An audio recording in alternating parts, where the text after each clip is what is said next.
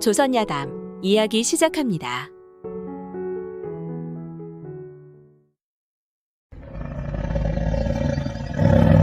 옛날 옛적 어느 시골 마을에 홍씨 성을 가진 가난한 선비 한 명이 살고 있었습니다.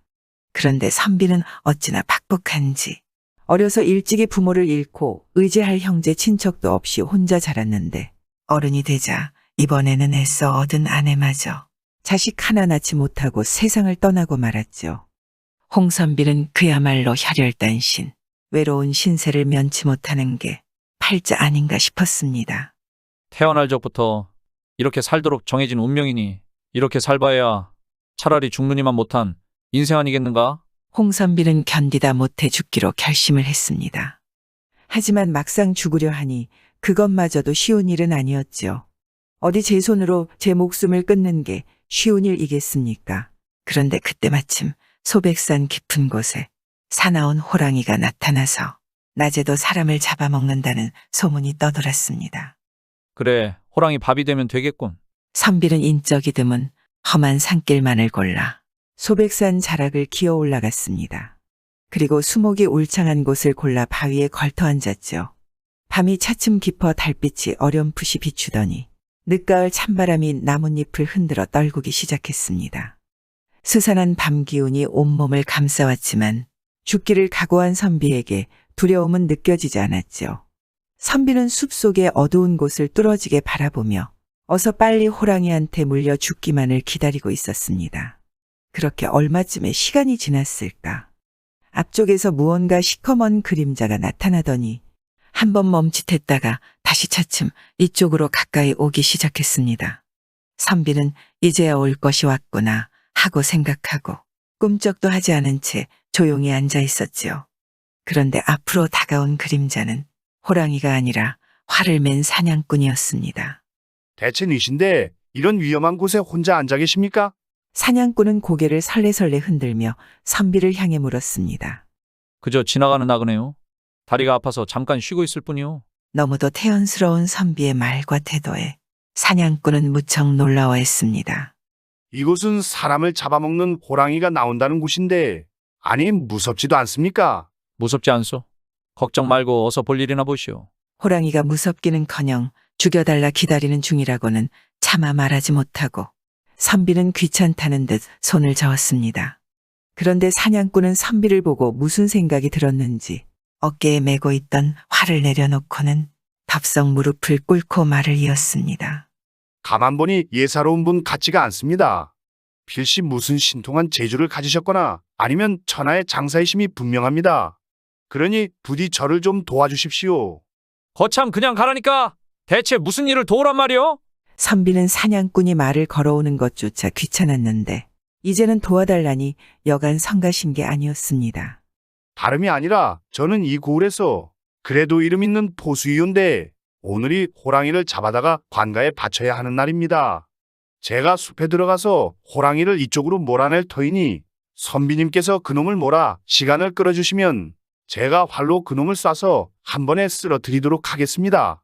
선비가 그 말을 가만 듣고 생각하니 자기더러 호랑이의 미끼가 되어 달라는 말 아니겠습니까? 어이없고 맹랑한 부탁이었지만 선비는 죽는 마당에 좋은 일이나 하자는 심정으로 대답하였지요. 그래, 그리하시오. 내 여기서 호랑이를 기다릴 터이니 한번 몰아와 보시오. 사냥꾼은 선비의 대답이 떨어지자 후다닥 산 위로 달려 올라갔습니다. 선비는 사냥꾼의 뒷모습을 보며 오히려 잘 됐다고 생각했죠. 사냥꾼이 호랑이를 몰아오면 자신은 그만큼 빨리 죽을 수 있지 않겠습니까? 선비는 전보다 더욱 태연하게 앉아 호랑이를 기다리고 있었습니다. 그리고 한참이 지나 저만치 보이는 숲속에서 어흥 하는 소리가 들려왔습니다. 그러더니 곧바로 황소보다 더 커 보이는 호랑이 한 마리가 바람을 일으키며 이쪽으로 내달아오는 것이었지요. 선비는 이제야 죽을 때가 왔다 여기고 눈을 꼭 감았습니다. 이 박복한 인생 오늘로써 끝이로구나. 발자국 소리가 커질수록 선비는 눈을 더 꼭 감고 있었죠. 그런데 한참을 기다려도 어디선가 낑낑거리는 소리는 나는데 자신의 몸에는 아무런 변화도 없으니 선비는 해괴한 일이로군 하면서 가만히 눈을 떴습니다. 그때 정말 해괴한 일이 눈앞에 벌어져 있었습니다.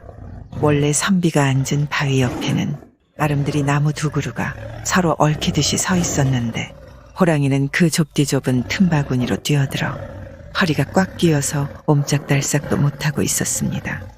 선비가 그 꼴을 발견했을 때 호랑이는 무서운 비명을 지르며 온 힘을 다해 빠져나가려 몸부림을 쳤지요. 그러나 육중한 무게에 나무만 흔들릴 뿐 몸은 여간에서 빠지지 않았습니다. 선비는 기가 막히기도 하고 또 우스운 생각도 들어 호랑이의 앞으로 다가갔습니다. 그런데 이때 호랑이는 고개를 한번 크게 흔들어대더니 제 힘에 지쳤는지 축 늘어져 있었지요. 선비는 잠시 망설이다가 굵직한 작대기를 구하여 나무 사이에 끼워 힘껏 비틀었습니다. 워낙 큰 고목이라 그런지 두 나무의 틈을 벌려 호랑이를 꺼내기란 쉽지 않았지요. 한참 동안 그렇게 힘을 쏟으니 약간의 틈이 생기고 호랑이도 최후의 힘을 다하여 몸부림을 쳐 나무 틈에서 겨우 빠져나오게 되었습니다. 그러나 이미 기진맥진해진 호랑이는 그 자리에 엎드려 숨만 거칠게 헐떡였지요. 마치 선비에게 고삐를 잡힌 소처럼 순하기 짝이 없어 보였습니다. 그러는 사이 앞쪽 숲에서 사냥꾼이 뛰어왔습니다. 사냥꾼은 그 모습을 보더니 눈이 휘둥그레져서 말도 못하고 있더니만 이내 꿇어앉아 저를 꾸벅하는 게 아니겠습니까? 역시 저의 짐작이 맞았습니다. 참으로 놀라우십니다. 저도 실상 힘 꽤나 쓰는 사람입니다만 이렇게 호랑이를 사로잡을 수는 없습니다. 아니, 생전 보지도 듣지도 못하였지요. 오늘부터 스승님으로 모시겠습니다. 아니 뭐 스승까지야? 사냥꾼은 선비가 말할 사이도 없이 혼자서 멋대로 짓거리며 선비를 스승으로 모셨습니다. 그리고 사냥꾼은 잡은 호랑이를 그 자리에서 죽인 뒤 가죽을 벗겨서 선비와 함께 우선산 밑 주막으로 내려갔지요. 그러나 선비는 사냥꾼이 밥을 시키는 동안 달아나듯 몰래 주막에서 빠져나왔습니다. 이놈의 팔자는 마음대로 죽을 팔자도 못 되나 보다. 선비는 한탄을 하며 힘없이 집으로 돌아왔습니다. 한 번 죽으려다 묘하게 일이 꼬여 뜻을 못 이룬 선비는 그 후 여러 날을 끼니도 잊지 못한 채 지냈습니다. 그러다가 문득 한 가지 생각나는 것이 있었죠. 그래, 이웃 마을에 살고 있는 배부자는 실은 우리 조상 때부터 대물려 내려오던 종이었지. 마침 그의 종문서가 내게 있으니 그걸 갖고 가서 한 5,000냥쯤 받고 돌려주면 형편이 필 거야. 그러나 그건 선비의 착각이었습니다. 원래 배부자는 선비의 집에서 도망친 종놈이었습니다. 어떻게 요행으로 부자가 되긴 했지만 한 번도 주인집을 찾아본 적이 없는 고약한 인간이었던 것이죠. 아니나 다를까. 배부자는 선비의 요구에 코웃음을 치며 거절했습니다. 몇십 리기를 고생하여 찾아온 전주인에게 식사 대접은 못할 망정 매몰차게 내쫓아 버리고 만 것이죠. 그러면서 배부자는 앞으로도 또 종문서를 가지고 무슨 때를 쓸지 모르니 차라리 사람을 시켜 감쪽같이 죽여버리는 게 낫겠군 하는 끔찍한 생각까지 하였습니다. 며칠 후 배부자는 힘센 장정 며칠 몰래 사들였습니다. 홍선비는 우리 부친을 죽인 원수다. 한 사람 앞에 100냥씩 줄 터이니 쥐도 새도 모르게 그놈을 없애버려라. 배부자의 말을 그대로 믿은 장정들은 어느 날 밤 선비네 집으로 몰려갔습니다. 아닌 밤중에 홍두깨라고 칼, 몽둥이를 든 불안당 때의 습격을 받았지만 선비는 조금도 당황하지 않았습니다. 진작부터 죽으려고 작정을 한 사람이 칼, 몽둥이 따위가 두려울 리 없었죠. 오히려 선비는 잘 되었다고 생각하고 방 안에 가부좌를 틀고 앉아 눈을 감고 있었습니다. 어쨌든 선비의 너무나도 태연한 모습에 어리둥절한 불안당들은 순간 맥이 빠져버리고 말았지요. 그때 패거리 중에 몸집이 가장 우람한 한 사람이 깜짝 놀라며 선비 앞으로 나와 무릎을 꿇고 앉는 게 아니겠습니까? 아니, 스승님 아니십니까? 이게 어쩐 일이십니까? 누가 나를 스승이라고 부르나 하여 선비가 자세히 살펴보니 그는 바로 다름 아닌 호랑이를 잡던 그날의 사냥꾼이었지요. 사태가 이쯤 되고 보니 일은 전혀 다른 방향으로 흘러가게 되었습니다. 모든 사실을 알게 된 사냥꾼은 그제야 배부자에게 속았다는 것을 깨닫고는 일당들에게 선비를 소개했습니다. 너희들은 잘 모르겠지만 이분이 바로 호랑이를 맨손으로 사로잡은 나의 스승님이시다. 말을 마친 사냥꾼은 일당들을 재촉하여 배부자의 집으로 달려갔습니다. 그리고 애초 선비의 요구대로 돈 5천 양을 요구해 종문서와 바꾸게 했지요. 그런 후부터 사냥꾼은 선비를 정말로 스승으로 섬겼다고 합니다. 필생즉사, 필사즉생이라고 죽기를 각오한 자는 살고 요행으로 살아남기를 바라는 자는 죽는다는 말이 떠오르기도 하는 이야기입니다. 살다 보면 나에게 부족한 것이 어디 한둘이겠습니까? 그때마다 다 복이 없다.